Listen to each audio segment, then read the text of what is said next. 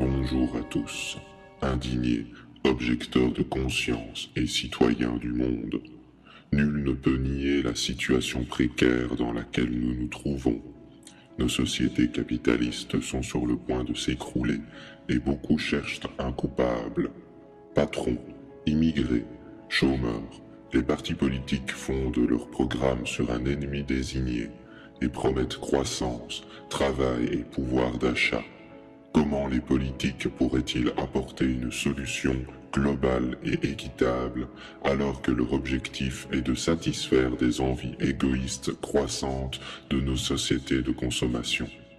Les citoyens n'ont d'autre choix que de s'indigner. Mais manifester peut-il changer l'état d'esprit politique? Ont-ils seulement le pouvoir de changer? En réalité, le problème actuel est purement rationnel. Il s'agit de savoir comment faire vivre dignement 7 milliards d'êtres humains de manière équitable sur une planète dont les ressources sont limitées et où l'élite, l'industrie et les corporations n'ont aucun intérêt à changer ce monde. Des solutions existent, mais avant de les aborder, résumons la situation. Les ressources naturelles vont en diminuant, alors que les rythmes de consommation augmentent partout. Le mode de consommation occidental dépasse le seuil tolérable. Or, il est présenté comme un exemple à suivre pour les pays émergents. Cette consommation excessive crée de graves dérèglements environnementaux et sociaux. La dette astronomique des États soumet les peuples à l'austérité et au travail perpétuel. L'ère du pétrole touche à sa fin. Or, notre économie tout entière repose sur son abondance. Ces constatations ont un dénominateur commun, le principe de croissance. En effet, chaque acteur économique est soumis à l'obligation de croître indéfiniment pour survivre. Mais plus la production croît, plus les ressources se font rares. Sans pétrole, maintenir la croissance de l'Occident n'est pas possible. Pourtant, sans croissance économique, la dette n'est pas remboursable et les peuples sont soumis au travail éternel. Quant aux inégalités, la croissance économique des pays déjà riches implique l'exploitation continue des ressources du Sud. En réalité, nous avons atteint des niveaux de croissance que nos sociétés ne peuvent plus assumer. Des études démontrent qu'après un certain niveau, la croissance n'engendre plus d'effets bénéfiques sur la population. Au contraire, les externalités négatives s'accumulent et le bonheur recule. Pourquoi vouloir la croissance à tout prix si celle-ci est basée sur l'augmentation infinie de la production au détriment de l'émancipation humaine? En réalité, rien ne l'explique. Il s'agit d'une croyance, d'un choix de société babylonien basé sur le mythe de l'abondance. Dans la nature, tout a un début et tout a une fin. Quand un organisme croît, il atteint un niveau optimal et cesse sa croissance. Nous vivons dans un système qui pense pouvoir agrandir ses richesses sans fin en niant les limites matérielles et humaines. Devons-nous continuer à croître indéfiniment ou rechercher une stabilité? Nous voilà dans l'impasse, une dette impossible à combler, le mur des ressources qui approche, des politiques dont l'unique objectif est de relancer la croissance et la compétitivité. Alors, que faire?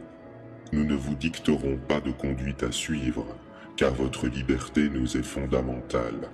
Dans tous les cas, l'accouchement sera difficile, car il n'existe pas de solution miraculeuse. Ce que nous appelons la crise est en réalité une mutation. Notre société tente de s'adapter à de nouvelles conditions, car le système ne peut plus fonctionner comme avant. Cette transition peut prendre deux formes. Soit les peuples se libèrent des vieux schémas, soit le système capitaliste résiste et devient de plus en plus autoritaire, avec austérité, travail forcé et pauvreté. Si le monde libre veut gagner la transition, il faudra indéniablement passer par une révolution des modes de consommation. Si assez d'individus prennent conscience de leur pouvoir en modifiant leur vie, les institutions économiques devront s'adapter ou disparaître. Nous avons observé 5 principes qui mettent en échec le système. Notre manière d'envisager le monde n'est jamais neutre. L'éducation, la religion, les médias, jusqu'aux jouets de notre enfance. Nous sommes le fruit d'une accumulation d'influences. Dans la société productiviste, basée sur la consommation et la croissance, ces influences sont exacerbées. De l'école au travail, jusque dans notre foyer, la société nous dicte comment être heureux, que consommer, pourquoi travailler, quelles valeurs adopter. Étourdi par les médias de masse, l'humain est déraciné, à tel point qu'il peine à donner un sens à son existence en dehors de la consommation, de la compétition et du travail. Admettre cette réalité, c'est sortir d'un long rêve éveillé, dont la conséquence est irrémédiable. Développer sa liberté d'esprit jusqu'à devenir maître de son existence. La libre pensée permet une remise en question de tout ce qui nous semblait rigide. Le système politique, le monde du travail, la finance. Ces choses sont la création d'hommes et doivent être critiquées. Nous prenons alors conscience de notre société qui n'est pas l'apanage de l'évolution. Nous appartenons à un monde où nos actes ont des conséquences sur les autres. De nombreuses questions apparaissent. Consommer me rend-il heureux? D'où proviennent mes envies? Acheter me rend-il libre ou esclave? Accumuler de l'argent est-il le but de mon existence? Les citoyens du monde n'ont jamais été aussi proches. De plus en plus conscients des enjeux environnementaux et sociaux, certains individus développent une responsabilité totale, c'est-à-dire le sentiment que leur responsabilité en ce monde dépasse les frontières de leur personne. Du choix du métier à l'alimentation, chaque acte quotidien devient un choix conscient dont les conséquences, même minimes, sont prises en considération. Sans cette conscience globale, le monde ne peut espérer évoluer favorablement.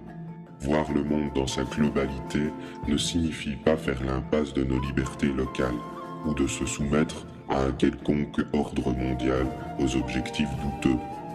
La conscience globale et le libre examen vont faire apparaître 3 types de comportements qui mettent à mal le système. Il y a dans ce monde 2 types de progrès.